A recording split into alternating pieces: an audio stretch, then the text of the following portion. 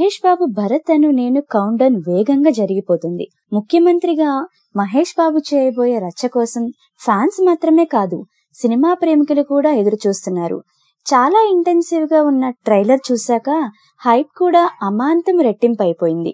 YouTube లో number 1 trending లో కూడా వచ్చేసిన భరత్ అను నేనులో బయటికి చెప్పని ఎన్నో విశేషాలున్నాయని ఇన్సైడ్ టాక్.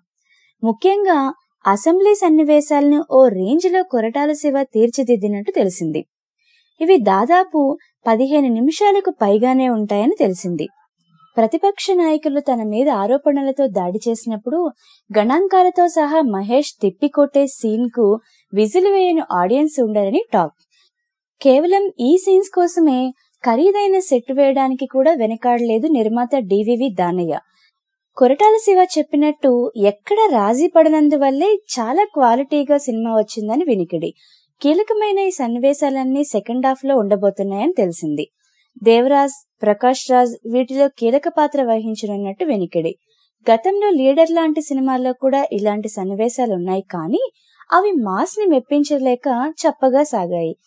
కానీ భరత్ అనే నేను మాత్రం మహేష్ ఇమేజ్ ప్లస్ పర్ఫార్మెన్స్ తో వీటికి పీక్స్ కు తీసుకెళ్లేటట్టు సమాచారం. ఈ మధ్య కాలంలో అసెంబ్లీ వేదికగా జరిగే రసవత్తరమైన సీన్స్ ఏ సినిమాలోనూ చూడలేదు.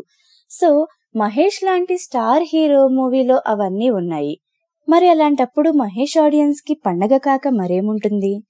కైరా అద్వానీ గురించి కూడా పాజిటివ్ ఫీడ్బ్యాక్ వస్తుంది. తనతో లవ్ ట్రాక్ రెగ్యులర్ సినిమా తరహాలో ఎక్కువసేపు కాకుండా ఎంత అవసరమో అంతవరకే పెట్టేసి తను చెప్పాలనుకున్న మెసేజ్ ని చెప్పడం పైనే కొరటాల శివ దృష్టి పెట్టినట్టు రిపోర్ట్. రంగస్థలం కొత్త రికార్డ్స్ ని భరత్ బ్రేక్ చేస్తాడనే భరోసాతో ఉన్న మహేష్ ఫ్యాన్స్ అంచనాలు ఎంతవరకు నిలుస్తాయో 20వ తారీఖున తేలనుంది. మరి మహేష్ బాబు చరణ్ రికార్డ్స్ ని బ్రేక్ చేస్తాడని మీరు నమ్ముతున్నారా?